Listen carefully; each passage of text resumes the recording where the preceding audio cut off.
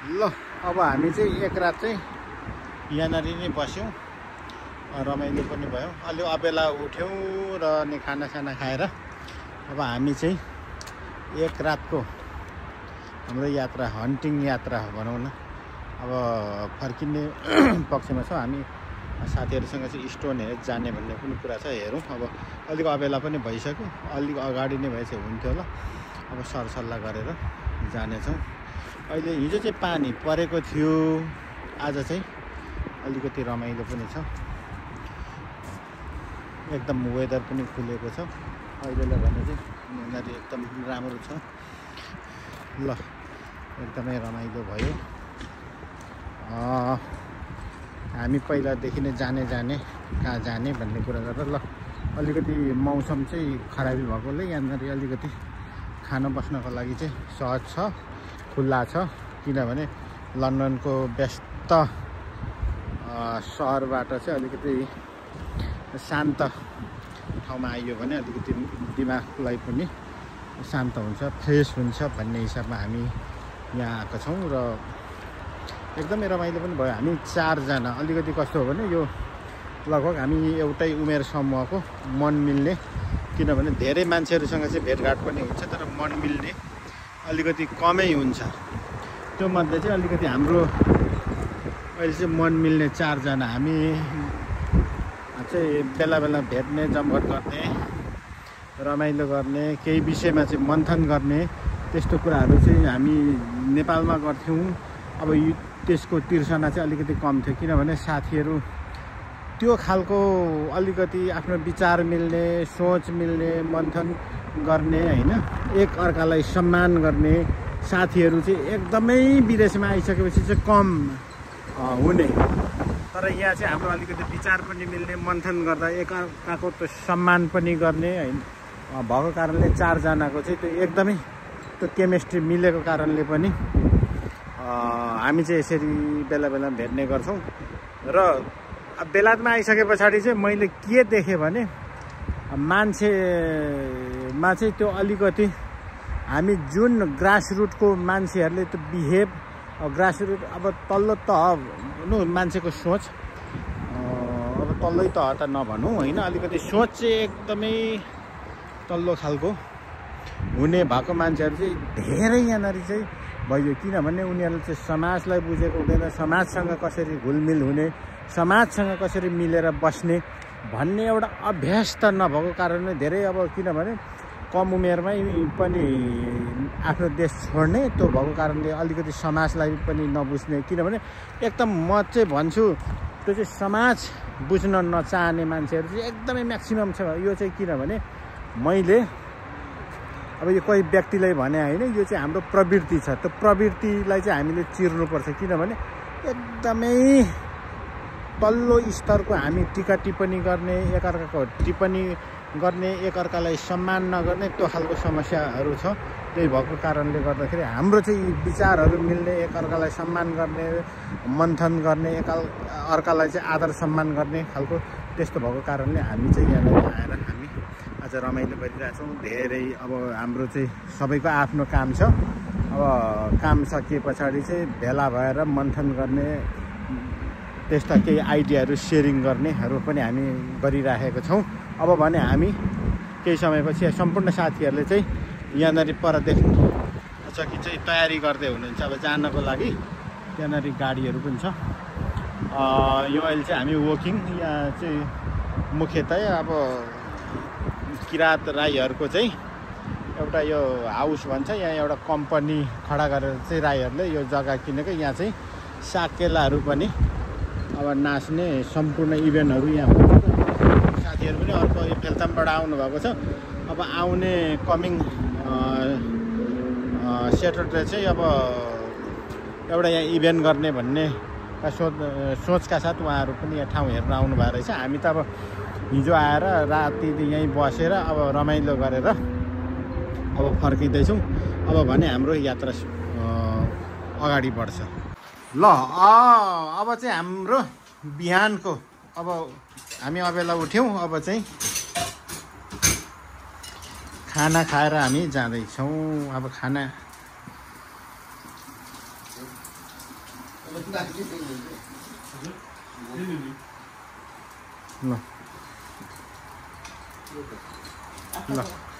त्यहाँ बस्नुभयो एकदमै मेरो प्रिय मित्र तेजकुमार बाबु मुस्कान।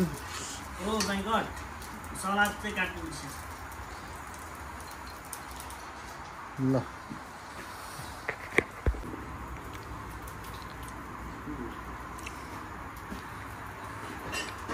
ओ सर कस्तो छ? मिठो छ? ल दाइ भन्नुहोस् कस्तो छ? ल दाइ कस्तो छ? एकदम दामी। ल यो चाहिँ आजको बिहान त्यो खान्थी अब खाएर हामी अनि फेरि अर्को गन्तव्यतर्फ लाग्छौँ।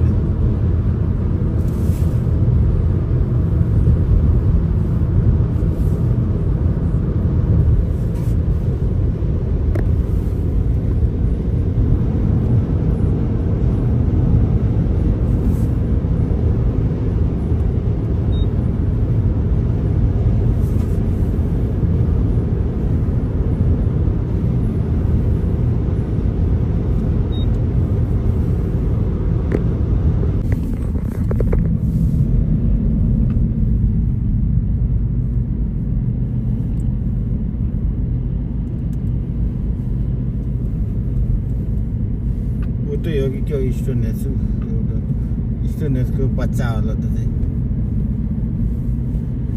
आर्मी क्याम्प त छैन यहाँ।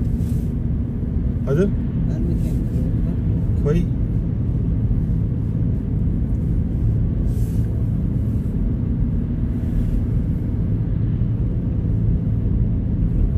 टिकट काट्नु पर्दो हो नि त होइन त्यहाँ छिर्नु त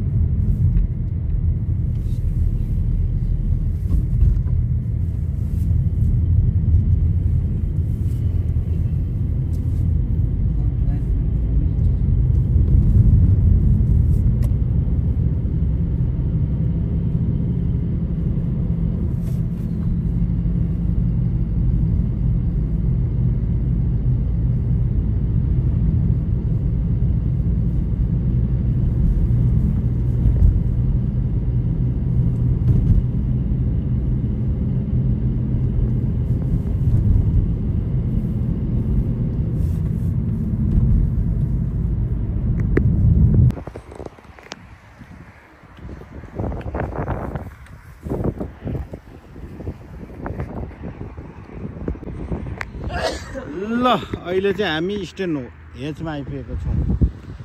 अब ख्यालमै आइपुग्यो, त्यस्तो प्लानिङ पनि थिएन। तर अब यहाँ घुम्दै आउँदाखेरि नजिक परेको कारणले गर्दाखेरि हाम्रो स्टोन हेजको लागि चाहिँ एकदमै यो साथी जानैपर्छ भन्ने धारणा सार्वजनिक गर्ने हो कि होइन सर भन्नु? स्टोन हेज जानैपर्छ भन्ने तपाईँ हो कि होइन? खोइ यता हेर्नु न, यता हो कि होइन? अडान ल भन्नुहोस्, कस्तो महसुस भइरहेछ? अलिक 2-4 शब्द दिउँ न, अलिकति के अरे यता अलिक एकदम हल्का एकदम मनै फुरुङ्ग भइरहेछ। मनै फुरुङ्ग भयो। पुरा कोचिएर बसेको मान्छे यस्तोमा त पुरा चिडियाखानादेखि यता जङ्गलतिर छोडेको जतिको भइहाल्यो हो।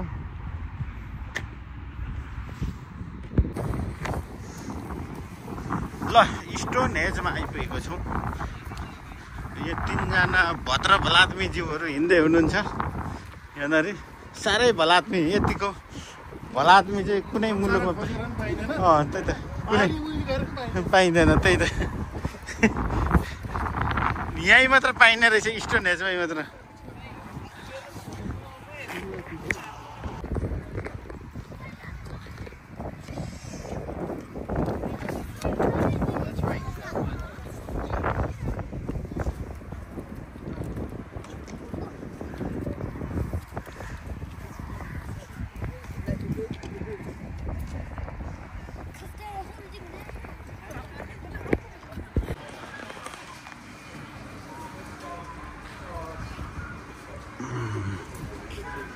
ल स्टोन हेजको लागि यहाँ टिकट काट्ने ठाउँ। हाम्रो कामरेड चाहिँ यहाँनिर लाइनमा बसिरहेछ। हेलो कामरेड, ल टिकट राम्रो काटौँ है। तपाईँ मेजर इङ्ग्लिस के अरे मेजर इङ्ग्लिस पढेको, अनि त्यो भएर मेजर इङ्ग्लिसमा यो पढेको यसो छैन।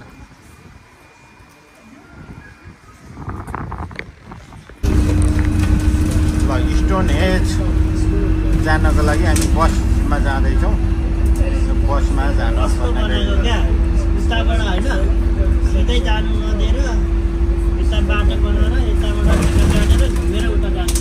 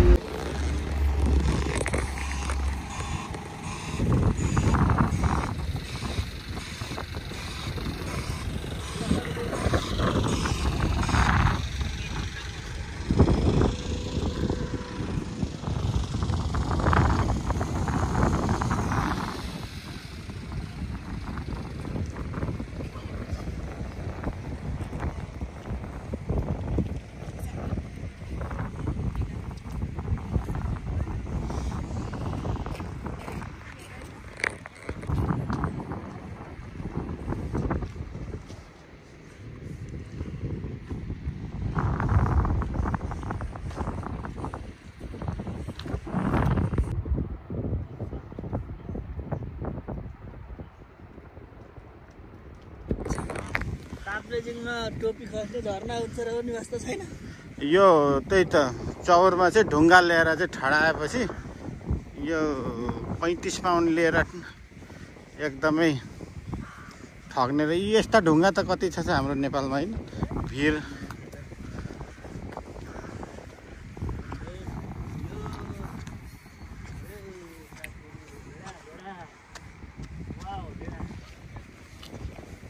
भेडा लाने हो कि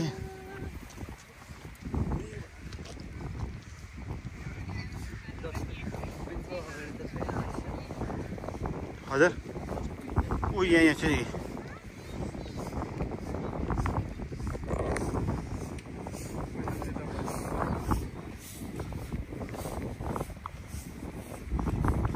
कताबाट चाहिँ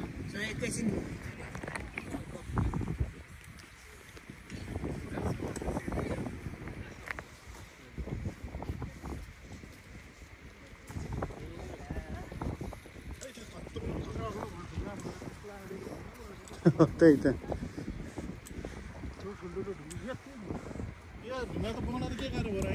त्यही त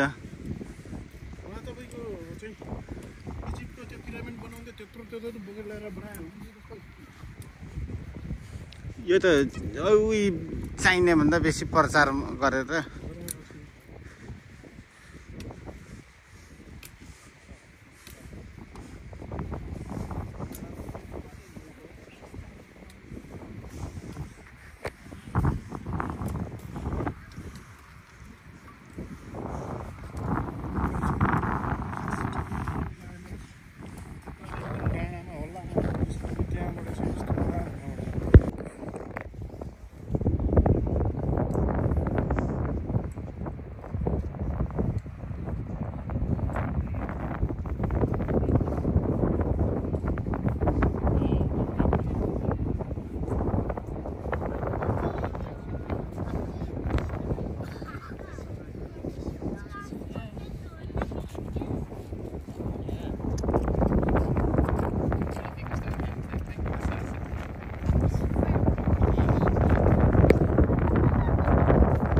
नमस्कार। अहिले चाहिँ म स्टोन हेजमा छु।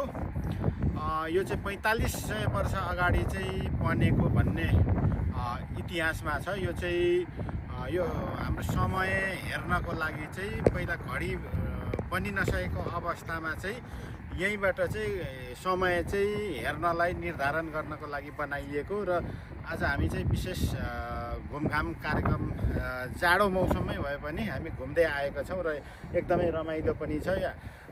धेरै अगाडि चाहिँ स्टोन हेजको विषयमा चाहिँ हामीले सुन्दै चाहिँ आएको, तर यसको अलिकति विशेषताहरू त्यस्तो थाहा नभएको, तर यहाँनिर हामीले अलिकति हेर्दा बुझ्दाखेरि केही जानकारी बुझ्ने पनि अवसर मिल्यो। हस्, धन्यवाद।